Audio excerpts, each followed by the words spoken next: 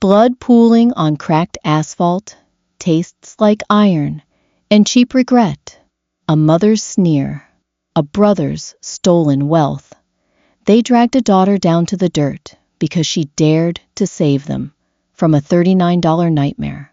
But death isn't always the end. Sometimes it's a reset button. A second chance to sit at the kitchen table, sip cold coffee, and smile while the people who ruined your life gleefully buy their own one-way tickets to hell. The smell of burnt toast hit the back of my throat first. Acrid, sharp, choking. I blinked. My vision swam in a haze of fluorescent light and peeling yellow wallpaper. The persistent, rattling hum of the ancient refrigerator vibrated against my spine. I was sitting on a vinyl chair that squeaked under my weight. My hands were resting on the sticky, floral-patterned oilcloth of the kitchen table. I looked down. My fingers were unblemished. No calluses from the sweatshop. No missing fingernails from the loan sharks Tom had sent to my apartment. The deep, jagged scar across my left wrist, where the concrete had sliced my flesh open when Pam pushed me down the stairs in a rage, was gone.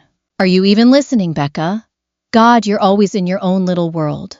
The voice was like a drill to the temple. I slowly raised my head. Pam, my mother. She was sitting across from me, a cigarette clamped between her teeth, dropping ash onto the linoleum. Her roots were showing, a stark, greasy gray against the brassy blonde box dye she insisted on buying. Next to her sat my older brother, Tom, aggressively chewing on a piece of gum, his leg bouncing with nervous, chaotic energy.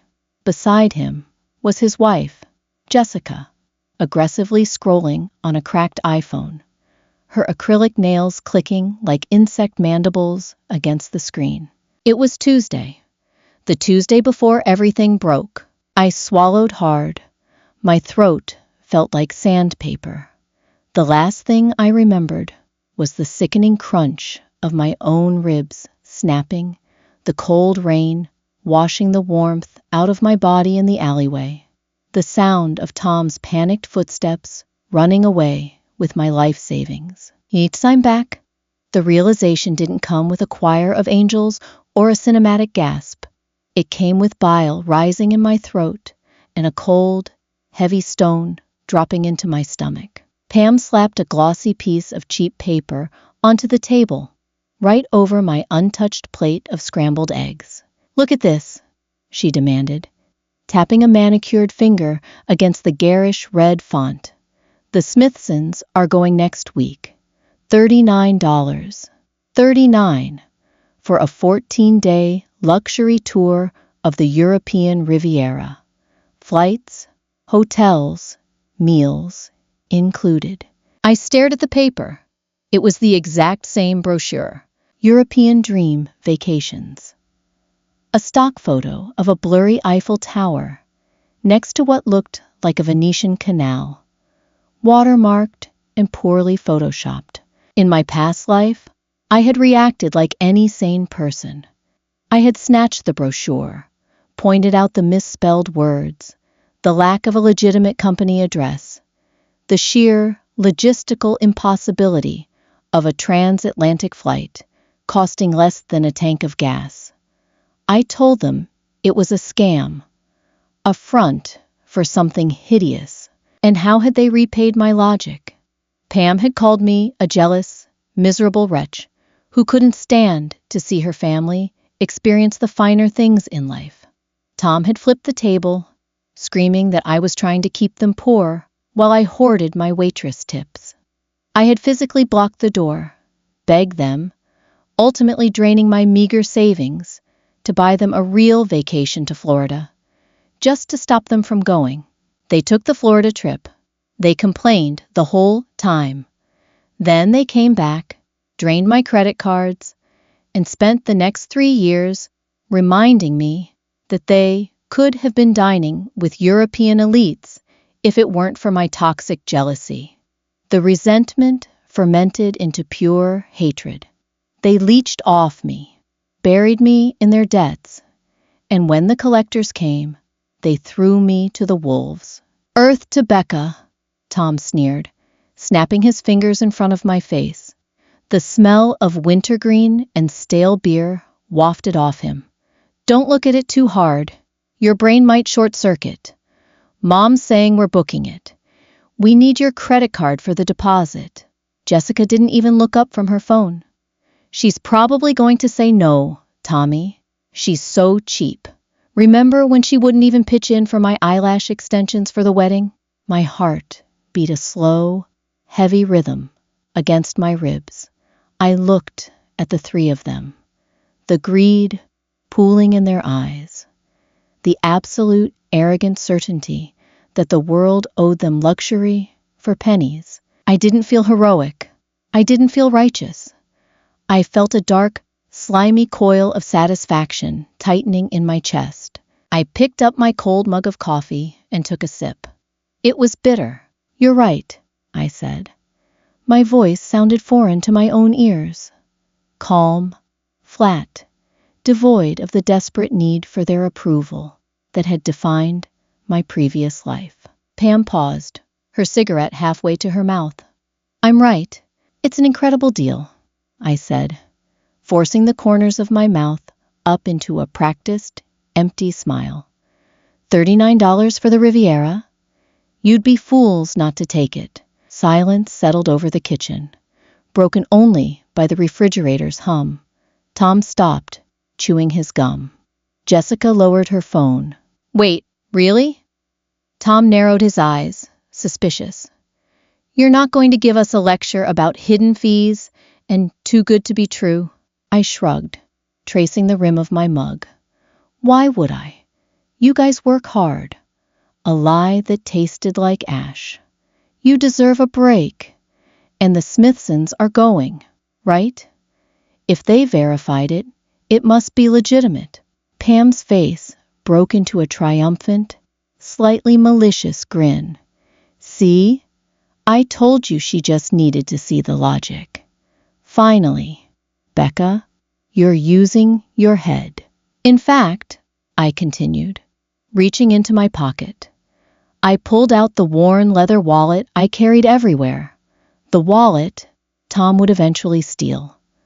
The brochure says there's a VIP upgrade. For an extra $20 a person, you get front row seats on the bus tours and priority boarding. You don't want to be stuck in the back with the riffraff, do you? I slid $80 across the table. 2 crisp 20s, 4 10s. My grocery money for the week. Tom stared at the money like I had just performed a magic trick. Jessica's eyes widened, a greedy sheen glossing over her pupils. She snatched the bills before Tom could even reach for them. Well, Jessica said, her tone suddenly sugary, dripping with fake affection. That's actually really sweet of you, Becca. Don't mention it, I said, maintaining eye contact. I looked at the pulse beating in Tom's neck. I looked at the fragile, brittle hair on Pam's head. I was looking at ghosts. I want you to have the exact trip you deserve. Pam stubbed her cigarette out in the leftover egg yolks on my plate. All right then. Tom, call the number. Book it before it sells out. We're going to Europe. I stood up, pushing my chair back.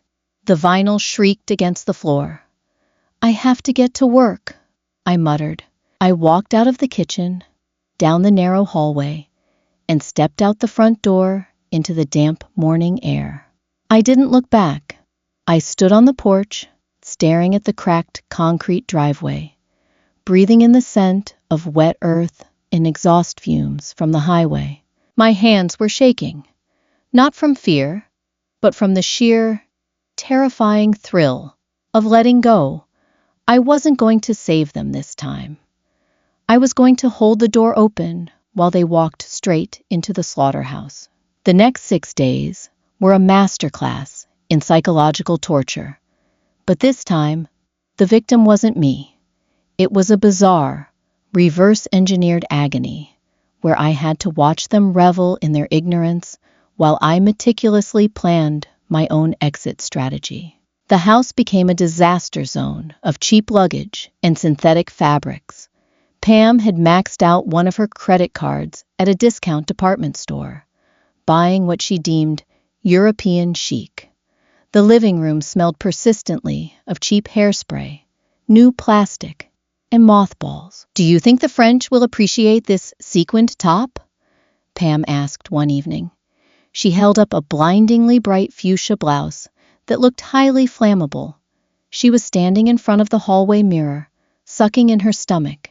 I was sitting on the faded brown sofa, pretending to read a paperback. The texture of the cheap paper under my thumb grounded me. "I think they won't be able to take their eyes off you, Mom," I said softly. It was true.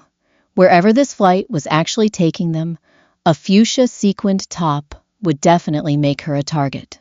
"Of course they won't," she scoffed, tossing the shirt into her open, faux leather suitcase on the floor. "I read online that European men love confident American women. Maybe I'll find myself a rich Italian count." She didn't even know the Riviera spanned multiple countries, nor did she care. To Pam, Europe was just a single, giant country club where she was finally going to get her membership card. Jessica was worse. She had bought a knockoff Louis Vuitton tote bag from a guy selling out of a trunk at the gas station. The logos were printed slightly diagonal, and it smelled strongly of industrial glue. She paraded it around the kitchen as if it were a holy relic. "You have to dress for the life you want, Becca," Jessica told me, sipping a Diet Coke through a plastic straw. She looked at my faded gray hoodie with open disgust. "You should take notes. Once Tommy and I get back, we're going to start looking at houses in the gated community on the west side. You can come visit if you use the side entrance." I gripped the spine of my book until my knuckles turned white. My chest tightened. A ghost pang of the old Becca flared up, the desperate sister who just wanted to be included, who just wanted to be loved. I felt a sudden, violent urge to scream at her, to slap the fake bag out of her hands and tell her that the tour agency had a burner phone number, that the deposit they paid was routed to a shell company in a country with no extradition treaty, that people who went on these trips vanished into walled compounds, forced to run internet scams for cartels, kept in line with cattle prods and starvation. I opened my mouth, the air hitched in my throat. Then Tom walked in. He kicked his muddy work boots off, sending them flying against the baseboard. One of them clipped the edge of my book. He didn't apologize. "Hey, Becca," he grunted, walking straight to the fridge and pulling out a beer. He cracked it open, the hiss slicing through the quiet room. "I need your suitcase, the hard shell one. I use that for work trips," I said. It was a lie. I didn't go on work trips, but I had bought it with my own money to eventually move out. "Well, you're not using it now, are you?" Tom took a long swig, foam clinging to his upper lip. "My zipper busted. Besides, you're just sitting here. It's not like you're going anywhere. Bring it down." The urge to warn them evaporated, replaced by a cold, sterile void. I looked at Tom. I remembered the weight of his hands shoving me backward. I remembered the sound of my skull hitting the edge of the wooden steps. "Sure, Tom," I said, my voice eerily steady. "I'll go get it." I walked upstairs to my tiny, drafty bedroom. I pulled the hard-shell suitcase out from under my bed. I unzipped it, removing the secret stash of cash I had been hiding inside the lining. $3,000. The money I was saving for a security deposit on an apartment across the state. In my past life, Tom found this money and used it to buy a used jet ski he crashed 2 weeks later. I pocketed the envelope of cash. I zipped the empty suitcase back up and carried it downstairs. Here, I said, setting it in front of him. Tom didn't say thank you. He just dragged it into the living room, leaving scuff marks on the hardwood floor. Over the next few days, I became a ghost in my own home. I watched them meticulously pack their own doom. I observed their arrogance, their petty squabbles over who got the window seat on the flight, their casual cruelty toward me, every insult they threw my way. About my dead-end job, my lack of ambition, my boring life, was a brick mortaring the wall I had built around my conscience. I didn't sleep well. The nightmares were vivid and sensory. I would wake up smelling copper and wet pavement, choking on phantom blood. I would lie in the dark, staring at the water stains on the ceiling, listening to Tom snore through the thin walls, wondering if I was a monster.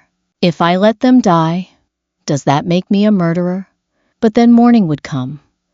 Pam would complain that I bought the wrong brand of coffee. Jessica would leave her dirty dishes in the sink, and Tom would ask for $20 for gas, and the guilt would recede, leaving only a hollow, buzzing anticipation. On the final night, Pam ordered pizza to celebrate. We sat around the kitchen table, the same table where I had died 1,000 deaths in my mind.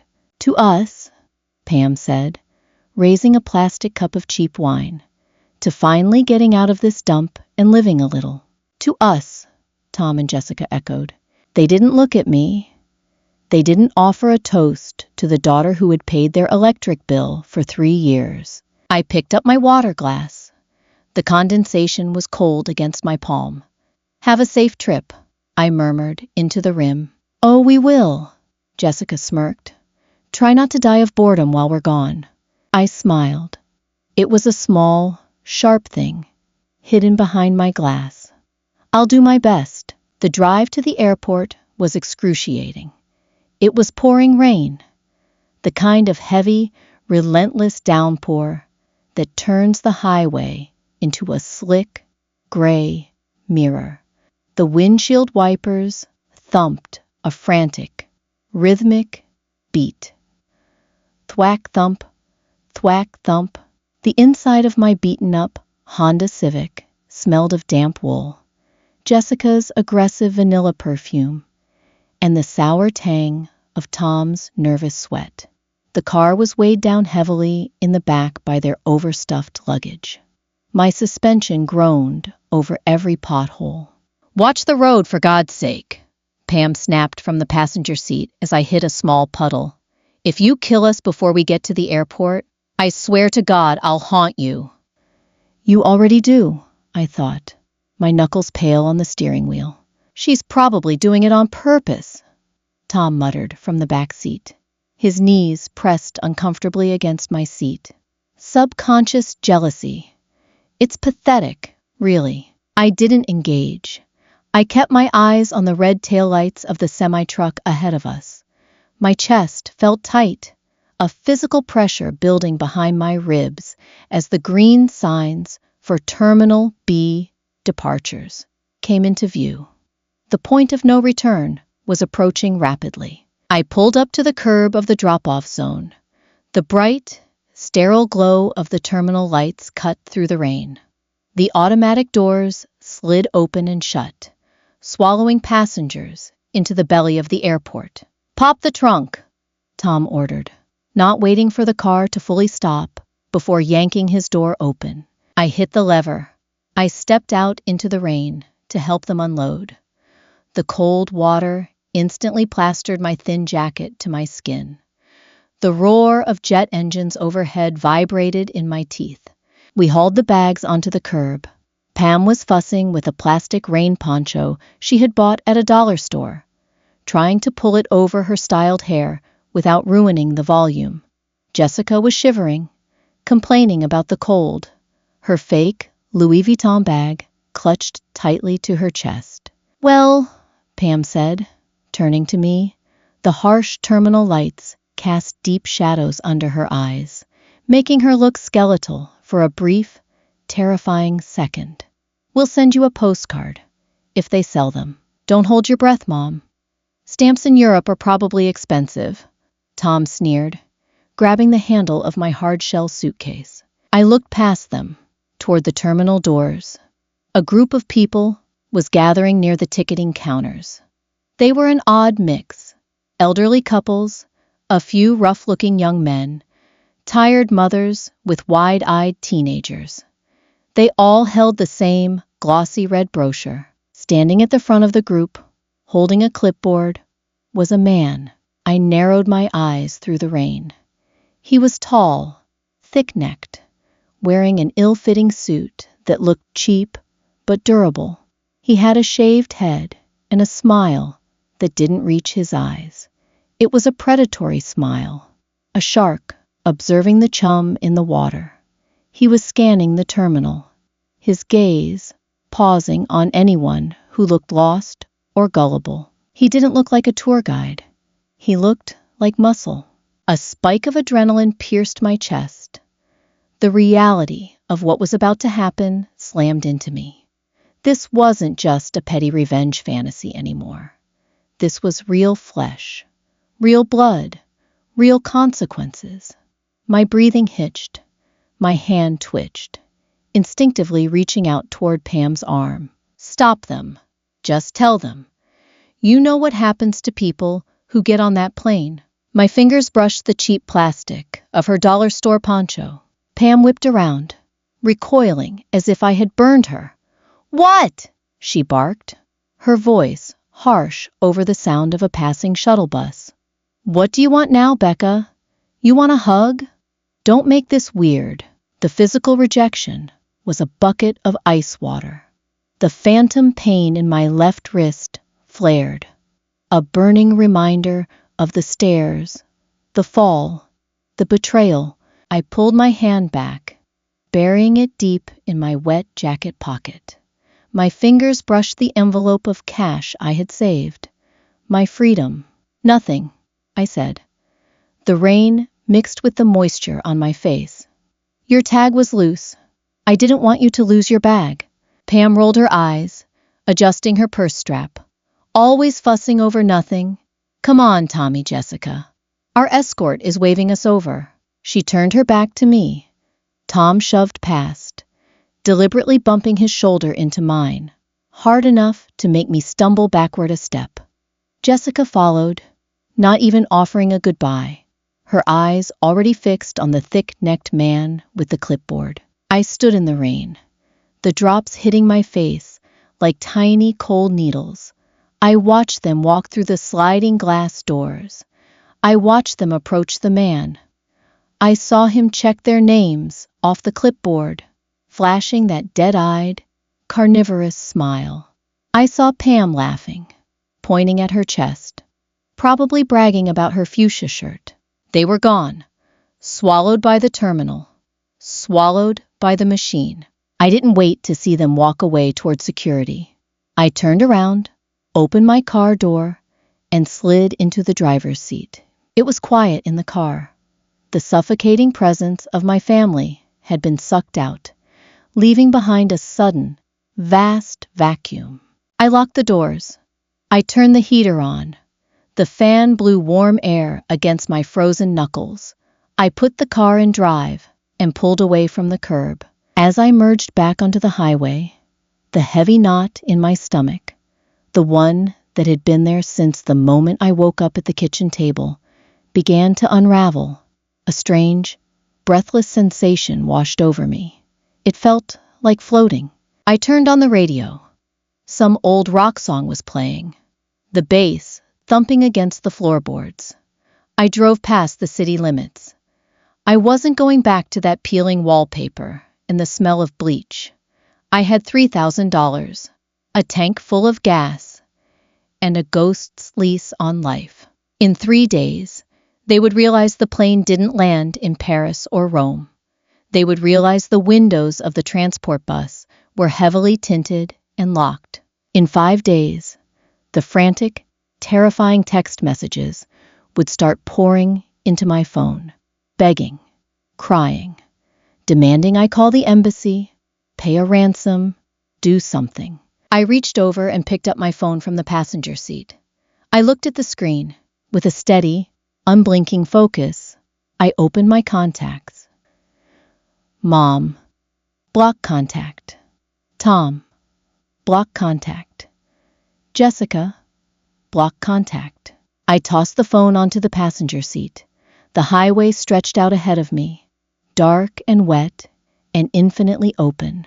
For the first time in 2 lifetimes, I smiled, and it was real.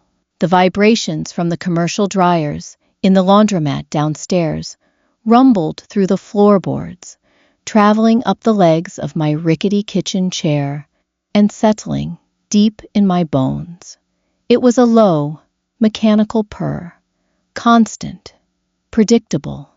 It smelled of industrial lavender detergent and scorched lint, a scent that had woven itself into the fabric of my cheap, oversized sweater over the past 6 days. This was my new castle, a 300-square-foot studio apartment over a strip mall on the edge of the county line. The wallpaper was a faded, nicotine-stained beige, and the refrigerator hummed a slightly out-of-tune harmony with the laundry machines below. It was absolute paradise. I sat at a small, wobbly card table, eating a bowl of generic cornflakes. The milk was perfectly cold. The crunch of the cereal was the loudest sound in the room. Nobody told me I was chewing too loudly. Nobody reached across the table to snatch my bowl, claiming I hadn't earned a meal because I hadn't scrubbed the baseboards well enough. A ghost pang hitched in my chest, a muscle memory of tension. Every time a car door slammed in the parking lot outside, my shoulders snapped up to my ears. My brain was still hardwired for war, still anticipating the slam of the front door. Tom's drunken slurring, Pam's shrill demands for my debit card. The physical detox of leaving an abusive home is violent. It doesn't feel like freedom at first. It feels like withdrawal. My body was humming with leftover adrenaline that had nowhere to go. My left wrist, unscarred, smooth, perfect, throbbed with a phantom ache whenever the temperature dropped in the apartment. I kept catching myself rubbing the skin, expecting to feel the jagged ridge of raised tissue from where the concrete steps had torn me open. I swallowed a spoonful of cereal. The sweetness coated my tongue. I looked at the burner phone sitting on the table next to my bowl. It was a cheap, plastic brick I'd bought at a gas station. I hadn't turned it on. I hadn't logged into my old email. I had severed the digital umbilical cord with surgical precision. But the mind is a traitorous thing. Where were they right now? If the timeline from my past life held true, the cheap charter flight had landed a day ago. Not in Paris, not in Rome, but at a dilapidated airstrip somewhere in Southeast Asia or Eastern Europe. The details were always fuzzy in the documentaries I had obsessively watched after the fact. They would have stepped off the plane expecting a red carpet. Pam, suffocating in her fuchsia sequins. Jessica, clutching her fake designer bag. Tom, aggressive and entitled, demanding to know where the VIP bus was. They would have been ushered onto a bus with blacked-out windows. The tour guides would have smiled politely, collected their passports for safe hotel check-in, and locked the heavy metal doors. I closed my eyes. I could almost smell the stale, unconditioned air of that bus. The creeping, cold sweat of realization when the drive stretched from 1 hour into 4. The sudden, violent stop at a walled compound topped with razor wire. A shudder ran through me. It wasn't guilt. It was the terrifying, dizzying vertigo of having altered destiny. I stood up, dumping the rest of my cereal into the sink. The milk swirled down the drain. I turned on the tap, letting the cold water run over my wrists. I watched my pulse beat steadily under my unbroken skin. I survived. I was alive. Let the devil have the rest of them. Rain lashed against the single-pane window of my studio, blurring the neon sign of the liquor store across the street into a smear of red and blue. It had been 14 days since the airport.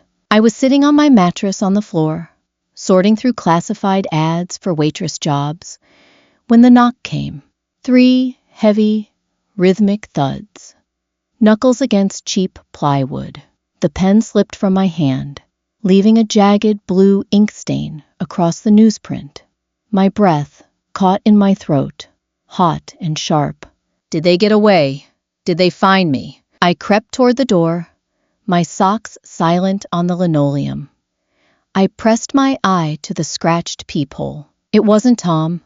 It wasn't the police. It was a man in a damp, faux leather jacket. He had a thick neck, a buzz cut, and a face that looked like it had been broken and reset without medical intervention.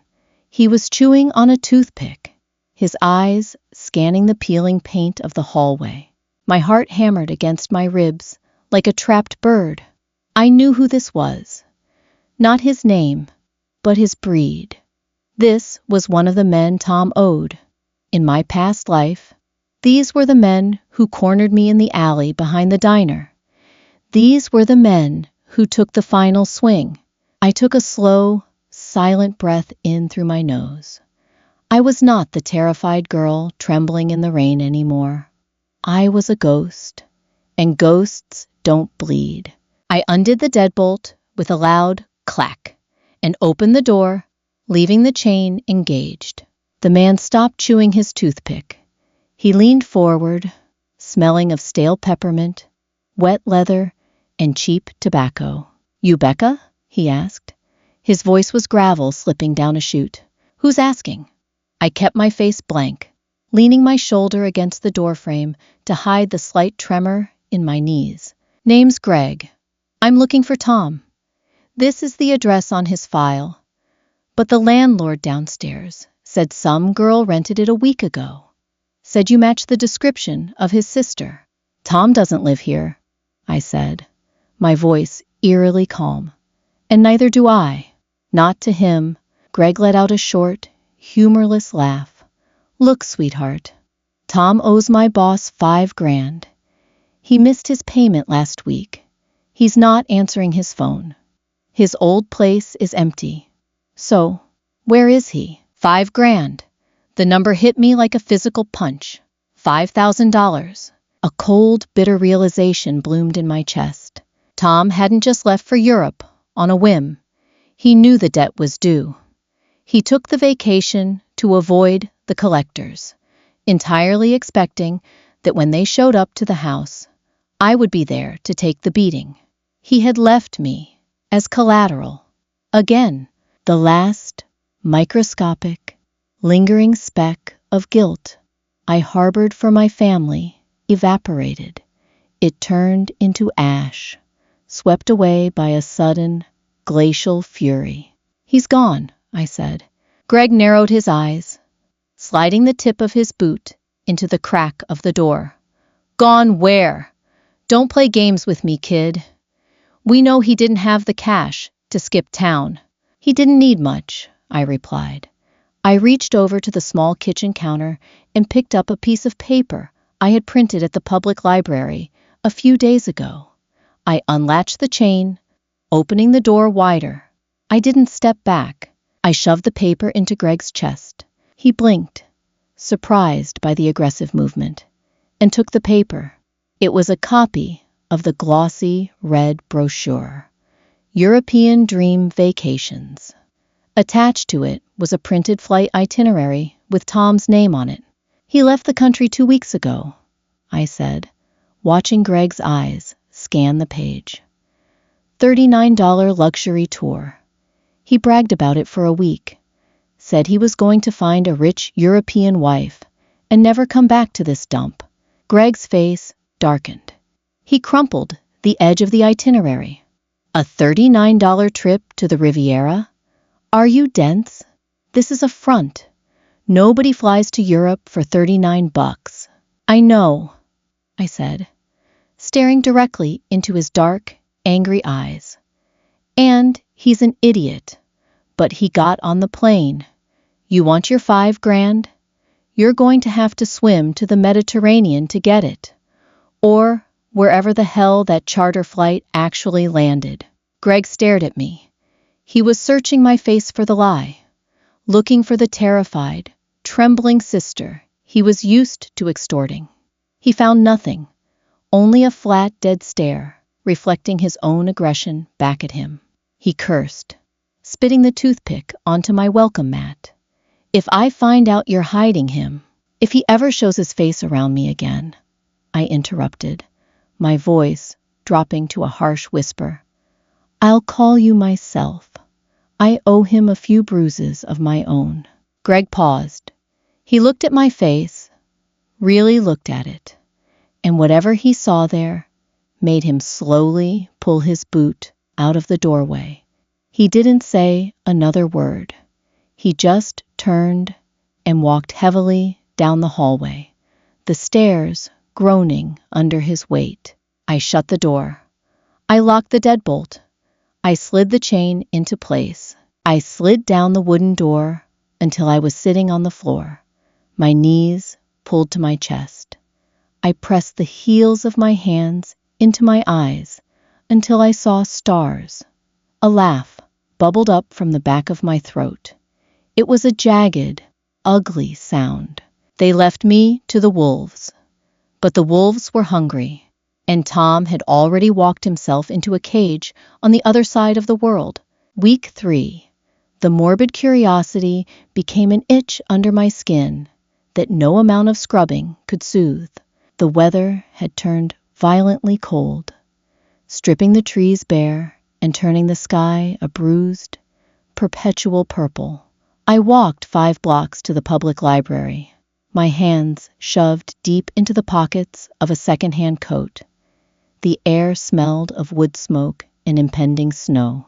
The library was heavily heated, smelling of dust, old paper, and the sharp tang of floor wax. I found an empty terminal in the back corner, the fluorescent light above it flickering with a subtle, maddening rhythm. I sat in the plastic chair. The keyboard was sticky. I pulled out a slip of paper from my pocket. On it was the password to the shared family email account Pam had forced me to set up years ago, so she could enter online sweepstakes. My fingers hovered over the keys. Don't do it. A rational, self-preserving voice whispered in the back of my skull. You're out. Let them drown in the dark. But I needed to know.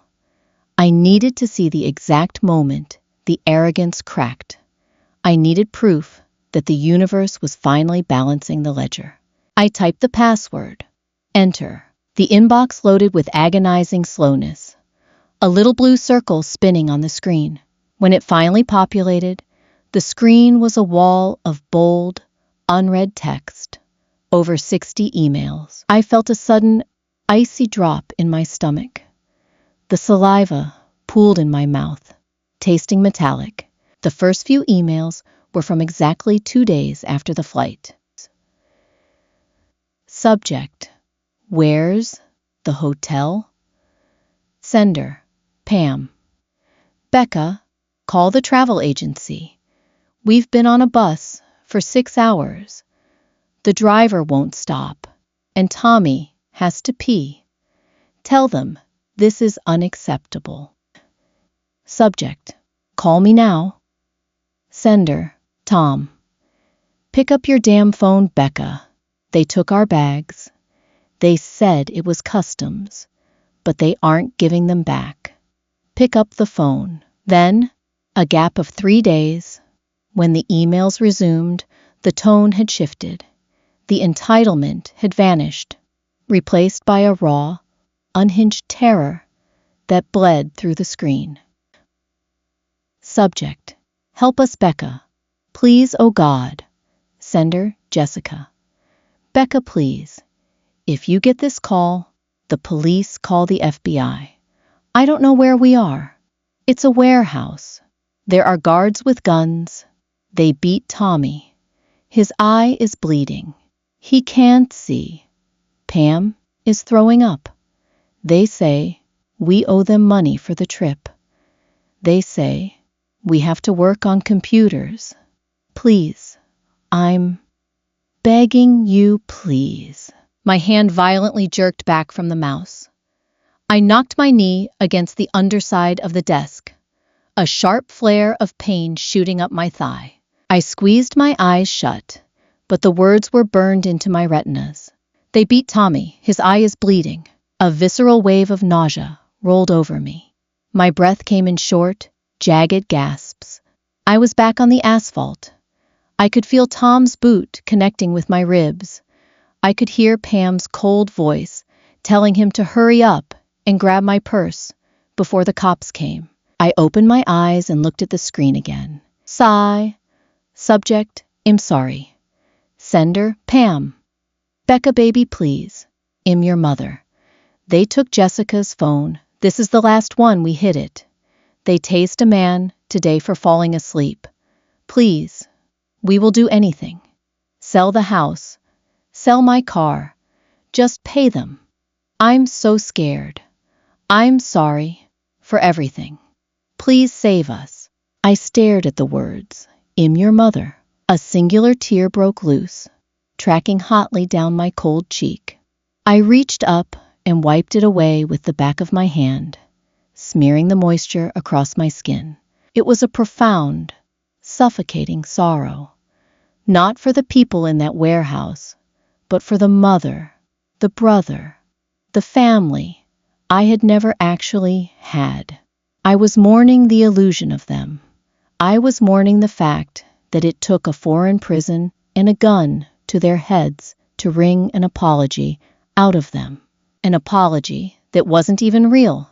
It was just a transaction, a desperate bid for a lifeline. If I saved them, if I somehow mortgaged my soul and my future to drag them back to American soil, they wouldn't kiss my feet. They would blame me for not warning them harder. They would resent me for seeing them weak. The cycle would just restart, more vicious than before. My hand moved to the mouse. The plastic felt cold against my palm. I clicked the little square box at the top of the inbox. Select all. 64 conversations selected. I moved the cursor to the trash can icon. I didn't hesitate. I didn't hold my breath. I clicked it. Move 64 conversations to trash? Yes. The inbox vanished, replaced by a pristine, white emptiness. I went to the trash folder. Empty trash. Are you sure you want to permanently delete these items? This action cannot be undone. I stared at the prompt. The flickering fluorescent light buzzed overhead. A dull, electric wasp trapped in the ceiling. I'm sure, I whispered to the empty screen. I clicked delete. The digital ghosts evaporated into the ether. There was no record of their begging, no record of their apologies, just a clean, blank slate. I logged out. I pushed the chair back, the legs scraping against the linoleum, and walked out of the library. When I stepped outside, the snow had begun to fall, tiny, fragile flakes drifting down from the purple sky, melting the instant they hit the warm pavement. I stood on the corner, letting the snow catch in my eyelashes, breathing in the sharp, freezing air. My pockets were empty, save for the burner phone. My bank account barely had enough for next month's rent. My family was locked in a concrete hell on the other side of the globe, and for the first time in my entire existence, I felt utterly, beautifully weightless. The spatula felt heavy, slick with cheap vegetable oil, and the charred remnants of a dozen hash browns. I pressed it down against the sizzling flat top, letting the steam rise and coat my face. The diner smelled like burnt coffee, old bacon grease, and lemon-scented floor cleaner. It was the smell of honest, exhausting anonymity. I had been working at Frank's Diner for 2 months. It was a chrome and vinyl relic, squatting off the interstate, populated by long-haul truckers with red-rimmed eyes and insomniacs nursing tepid mugs of decaf. I worked the graveyard shift, midnight to 8 in the morning. The hours suited me. The darkness felt like a heavy protective blanket, hiding me from the daylight world where families went on vacations and people pretended to love each other. My hands were rough now, real calluses, earned from scalding dishwater and carrying ceramic plates stacked up my forearms. The phantom ache in my left wrist had dulled to a quiet, occasional throb, mostly when the rain blew in from the north. "Order up, Becca," Frank grunted, slapping a porcelain plate onto the metal pass. 2 eggs, over easy, rye toast. I wiped my hands on my apron, the rough canvas snagging on my dry skin. Got it. I carried the plate to booth 4. The man sitting there wasn't a trucker. He was wearing a cheap, wrinkled suit that looked like it had been slept in. His tie was loosened, and a beige trench coat was draped over the vinyl seat beside him. He didn't look at the eggs when I set them down. He looked at my name tag, then up at my face. His eyes were the color of dirty ice. "Rebecca?" he asked. His voice was flat, professional. My stomach gave a slow, sickening lurch. The diner noise, the clatter of silverware, the hum of the neon sign in the window, the hiss of the grill, seemed to drop away, leaving me stranded in a vacuum of silence. "Just Becca," I said, keeping my voice level. I pulled a small stained order pad from my apron pocket. "Need some hot sauce for those?" He reached into his breast pocket and pulled out a leather wallet, flipping it open to reveal a tarnished metal shield. "Detective Miller, County Sheriff's Department. Do you have a few minutes to talk, Becca?" I stared at the badge. The metal caught the harsh fluorescent light overhead. 1,000 scenarios played out in my mind. A rapid-fire slideshow of panic. They escaped. They called the embassy. They told the police I set them up. I'm going to prison for human trafficking. My throat closed up. I forced myself to swallow the dry, sharp lump. "I'm working," I said. "Frank says you're on your break in 5 minutes." Miller countered, calmly, taking a bite of a dry piece of rye toast. "I can wait. Pour me some coffee." 5 minutes later, I slid into the booth across from him. I held a mug of black coffee in both hands, letting the ceramic burn my palms. The pain was grounding. It kept me tethered to the physical world, stopping me from floating away into a panic attack. Miller took a sip of his coffee, grimaced slightly, and set it down. He pulled a small notebook from his coat. The binding was frayed. "I'm trying to track down your mother, Pamela, and your brother, Thomas, and his wife, Jessica," Miller said, his pen hovering over the paper. "A woman named Sarah filed a missing persons report 3 days ago. Said she's Jessica's best friend. Said Jessica hasn't posted on Instagram in 2 months, and her phone goes straight to voicemail. That's highly unusual for her, apparently. Sarah, the girl with the terrible lip fillers who used to drink our boxed wine. Of course it was her. Pam didn't have friends, and Tom owed money to half the county. Jessica was the only one whose silence would trigger a red flag. I wouldn't know," I said, looking down at the dark surface of my coffee. "I don't speak to them." Miller leaned forward, his elbows resting on the sticky formica table. "You all lived at the same address up until 8 weeks ago. Neighbors said you moved out suddenly. Next day, the rest of the family disappears. No forwarding address. Mail's piling up. The bank is starting foreclosure proceedings on the house. Seems like a hell of a coincidence, Becca. He was fishing. He didn't know anything. If he knew about the $39 ticket, the FBI would be here, not a tired county detective investigating a missing person report from a hysterical friend. It's not a coincidence, I said, my voice eerily steady.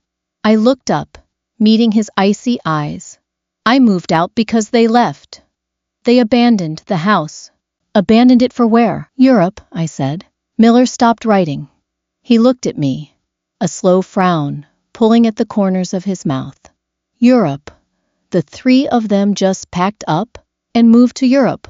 Not moved. Vacation. Or at least, that's what they told me. I let out a dry, bitter laugh. I didn't have to fake the resentment. It was bone deep. They found some absurd flyer for a luxury tour of the Riviera. $39 for 2 weeks. Flights, hotels, the works. Miller's expression shifted from suspicious to incredulous. $39? To Europe? Are you kidding me? I told them it was a scam, I said, leaning back against the cracked vinyl of the booth. I begged them not to go. Tom threw a beer bottle at the wall. My mother told me I was a jealous, miserable wretch who couldn't stand to see them happy. So, I stopped arguing. I helped them pack. I drove them to the airport. I dropped them off at Terminal B, and I drove away. I watched the detective's face. I watched the realization slowly dawn on him, the pieces clicking into place. Terminal B, Miller murmured. He rubbed his jaw, the stubble scraping against his palm. And you haven't heard from them since? Not a word. I looked away, staring out the rain-streaked window at the dark highway. But I'm not surprised. Tom owed a lot of money to some very bad people. I figured the $39 trip was just an excuse to skip town before his kneecaps got broken. When I realized they were actually leaving, I packed my own bags. I wasn't going to be sitting in that house when the loan sharks came knocking. It was a masterclass in deflection.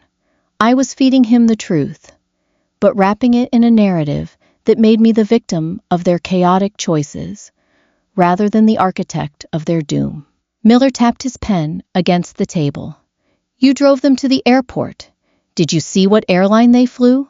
No, I said. Some guy with a clipboard met them at the curb. Shaved head. Cheap suit. He walked them inside. I didn't stick around to watch the plane take off. A heavy silence settled over the booth. The diner hummed around us.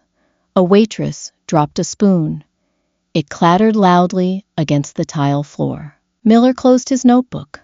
He looked tired, not suspicious anymore, just deeply, profoundly tired. He recognized the shape of this tragedy. It wasn't a kidnapping.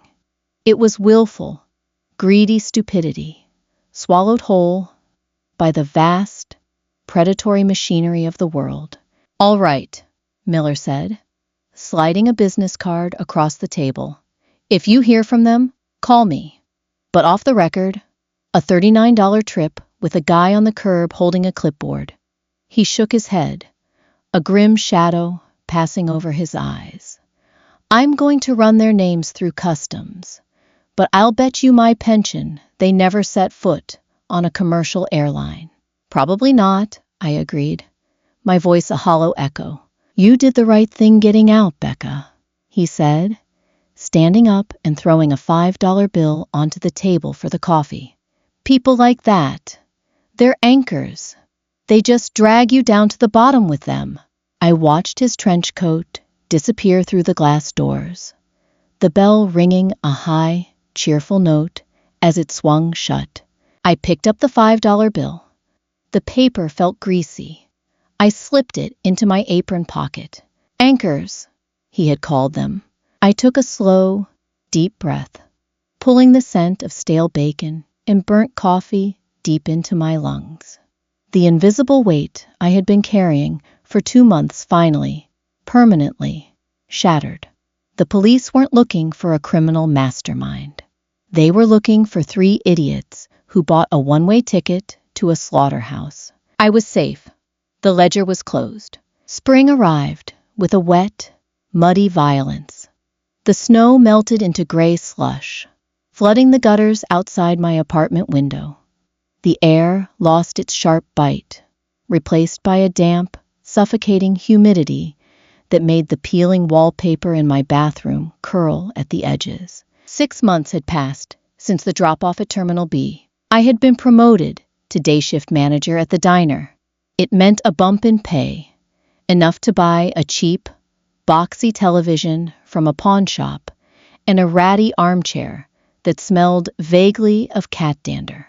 It was a meager kingdom, but the locks worked, and nobody screamed at me when I forgot to buy whole milk. It was a Tuesday night. I was sitting in the armchair, a bowl of instant ramen resting on my knees.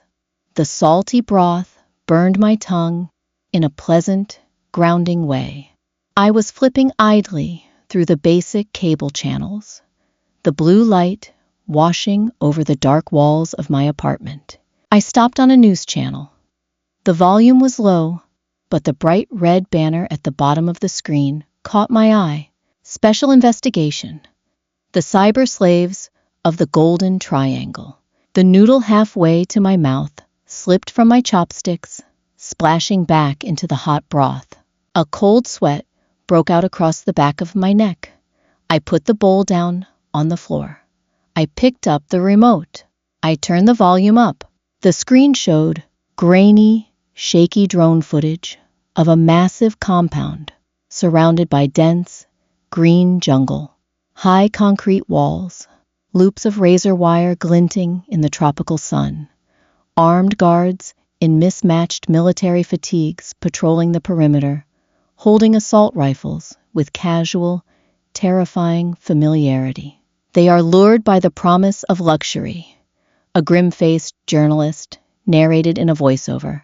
The footage cut to a montage of brightly colored, poorly photoshopped brochures. My heart stopped in my chest. There it was, flickering on my screen for a split second. A red background, a blurry Eiffel Tower, European dream vacations. The air in my apartment turned thin. I couldn't pull enough of it into my lungs. Criminal syndicates operate these compounds with total impunity, the journalist continued. Victims from across the globe, believing they are embarking on cheap vacations or high-paying tech jobs abroad, are trafficked across porous borders. Once inside, their passports are burned. They are forced into 12-hour shifts, executing complex cryptocurrency scams, romance frauds, and phishing operations. The screen cut to a hidden camera video, smuggled out by a survivor. It was a massive, windowless room, lit by the harsh, sterile glare of fluorescent tubes. Hundreds of people were crammed together at long, folding tables, hunched over computer monitors.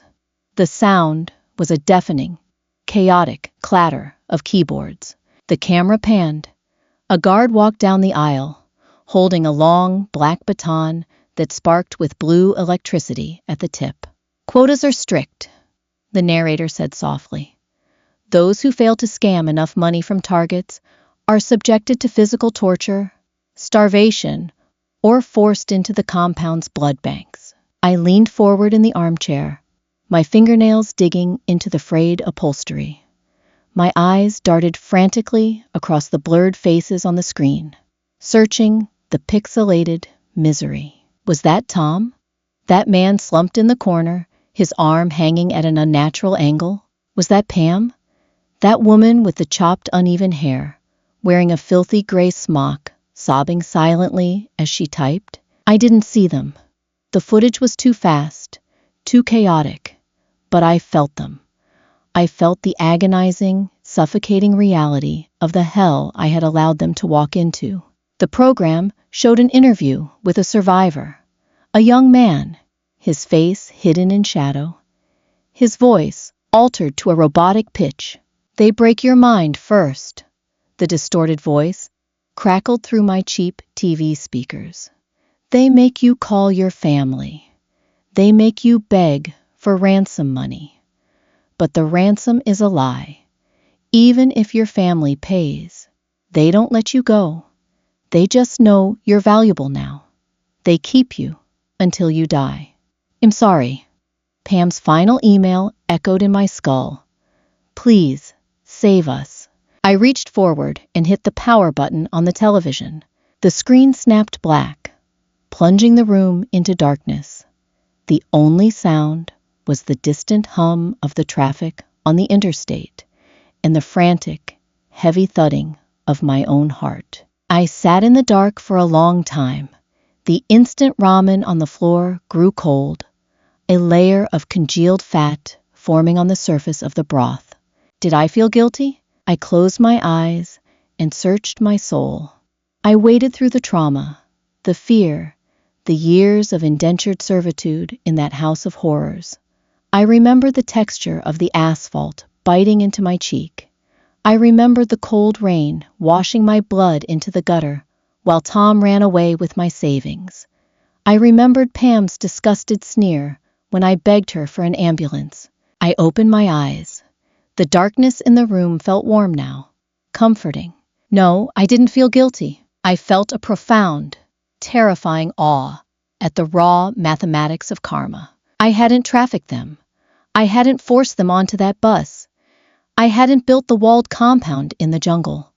Their own greed, their own bottomless arrogance had forged every link in the chain that bound them. I had simply refused to throw my body on the tracks to stop the train they were driving. I stood up. My knees popped in the quiet room. I walked into the tiny kitchen, poured the cold ramen down the garbage disposal, and ground it to paste. The echoes of the damned would probably ring in my ears for the rest of my life. But they were just echoes. They couldn't hurt me anymore. A year, 365 days since the scent of burnt toast and cheap bleach had last assaulted my senses. The summer sun was brutal, baking the asphalt of the old neighborhood until it shimmered with heat waves. The air smelled of cut grass, exhaust fumes, and melting tar. I parked my beaten-up Civic across the street from the house. I rolled the window down, letting the hot breeze ruffle my hair. I wasn't wearing an oversized, faded sweater anymore. I was wearing a clean, crisp cotton shirt. My hair was brushed. My skin had color. I looked like a human being, not a frightened animal waiting for the next blow. I looked at the house. It was dying. Without me to pay the utility bills, without me to weed the flower beds, the rot had set in rapidly. The lawn was knee-high, choked with dandelions and creeping Charlie. The paint on the porch railing was peeling off in long, curled strips, like dead skin. The front window, the one Tom had shattered with a baseball during a drunken rage, and I had paid to replace, was covered in a thick layer of grime. Nailed to the front door, stark against the faded wood, was a bright orange piece of paper. Notice of foreclosure. Property of the bank. The county detective had been right. The bank had finally moved in. By tomorrow, contractors would arrive. They would gut the place, drag all of Pam's cheap fashion and Tom's empty beer cans to the curb, and paint over the history of our misery with 2 coats of eggshell white. I didn't know why I had come. A morbid need for closure, perhaps. A desire to look the beast in the eye one last time before it was buried forever. I opened the car door and stepped out into the heat. My boots crunched on the gravel shoulder. I crossed the street, the hot asphalt radiating through the soles of my shoes. I walked up the driveway, past the oil stain where Tom's rusted truck used to leak transmission fluid. I climbed the 3 wooden steps to the porch. The phantom pain in my left wrist flared, a sharp, electric sting. This was the exact spot where I had fallen in my past life. The exact spot where the bone had snapped. I touched my wrist. It was smooth, whole. I walked to the front door. I still had my key on my keychain, a heavy, jagged piece of brass. I slid it into the deadbolt. It turned with a stiff, protesting grind. I pushed the door open. The smell hit me instantly, a physical wall of stagnation. It smelled of dust, trapped heat, and the sour, lingering ghost of stale cigarette smoke. The air was heavy, completely still. It felt like stepping into a tomb. I walked into the living room. It was exactly as they had left it, a chaotic monument to their frantic departure. Pam's faux leather suitcase, the one she had deemed too small, was thrown open on the floor, vomiting a tangle of cheap, discarded clothing. Jessica's knockoff fashion magazines were scattered across the coffee table, a thick layer of gray dust dulling the glossy covers. A single crushed beer can sat on the TV stand, a dried ring of stickiness beneath it. I walked into the kitchen. The vinyl chairs, the sticky, floral-patterned oilcloth on the table, the ancient refrigerator, completely silent now, its power severed by the city months ago. I stood exactly where I had woken up on that Tuesday morning. I placed my hands on the table. It felt small. The whole house felt small.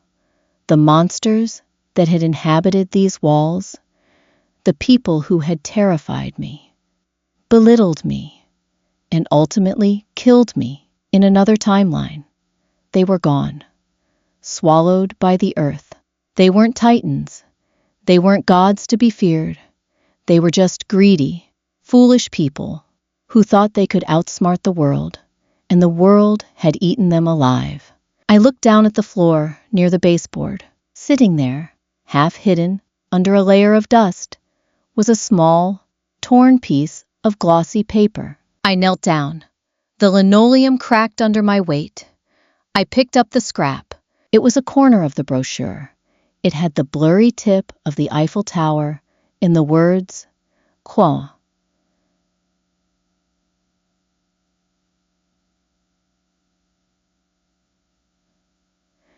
Experience of a lifetime. I stared at the scrap of paper. I thought of the barbed wire in the jungle.